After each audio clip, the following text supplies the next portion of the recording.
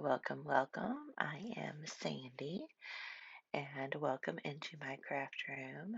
Today I am working on sewing my signatures for my winter journal, and I thought I'd take this opportunity to add another video to my junk journal beginner series.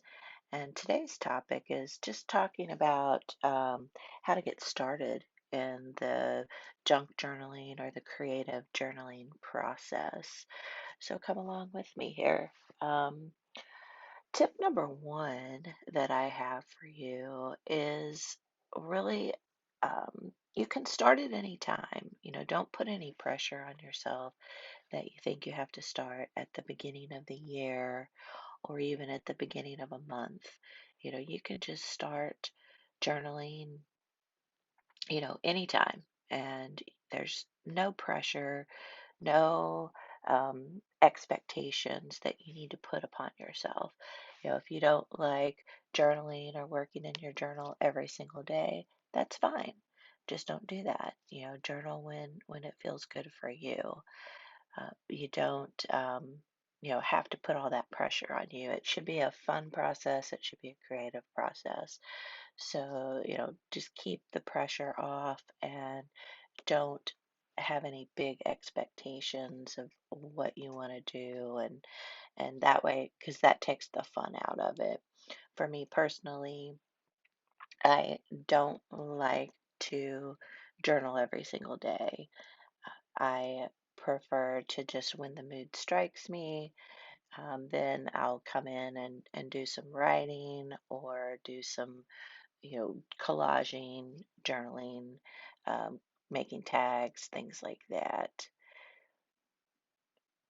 So for tip number two, it's important to think about why you want to journal. Do you want to just write? Do you want to do collaging? Do you want to make journals? What is it that you want to do, and why do you want to do it? For me personally, I like to record the goings on in my family and in my daily life, capture memories, events that occurred, things like that. Other people might choose to journal because they really just want to do art journaling. Other people might want to do putting in photos and adding ephemera and things like that. And there's tons of other reasons of why you might want to journal. So stop and think about why it is you want to journal and kind of figure that out. And there's not just one answer. There might be a couple different reasons. I like to record the daily events going on, but I also like to do tags and do decorating and things like that. Once you've determined why you want to journal and how you want to use it, then you can choose your supplies based on what it is you want to journal.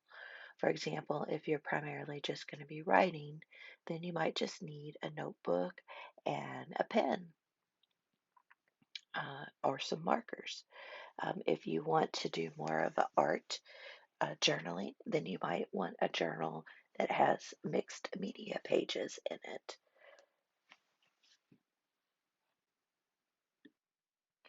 If you want to journal and put in photos and ephemera, then you might need glue sticks, scissors, things like that, so that you can adhere those items in your journal. And if you want to make journals, then you're going to need, additional supplies for making journals, and I have some videos on that. If you are new to my channel, then I would invite you to subscribe and check out. I have a playlist on junk journals and also kind of the beginner junk journaling playlist. So I invite you to check that out as well.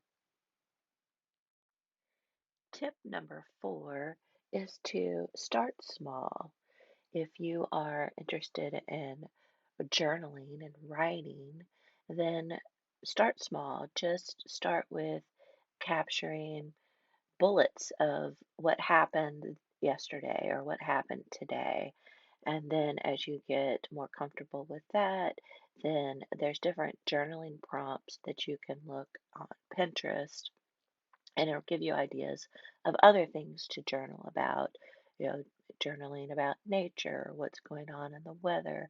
So there's lots of different options, but start small. And if you're wanting to do more of a junk journal where you're creating a junk journal or decorating it, then start small with that as well. Look for what you have around the house. Do you have old ticket stubs or old receipts? Old envelopes, things like that. So start small. And if you don't have a lot of that, I do have several starter kits in my Etsy store of ephemera kits, and you can check those out. And those might also be helpful to kind of get you started in the junk journaling arena as well. Tip number 5 is to find your own style. You might want to start out where you're copying different ideas that you've seen in Facebook or you've seen Instagram or YouTube. And that's great because that helps you learn. But as you're doing that, think about, well, I really enjoyed this, or I didn't really like that. And that kind of helps you determine your own style and help you develop and grow your style of what it is you want to write about or what it is you want to decorate in your junk journals. Maybe you learn you just really like to write creative stories or creative poems as opposed to writing about the daily events going on in your life. And that is fine. That's the whole process of learning. You figure out what it is you like, what it is you don't like, and then you develop your own style from there. And it can change over time as well. You might be into mermaids for a while, and then you get tired of mermaids and you move on to mushrooms. I'm kind of stuck on the M words today.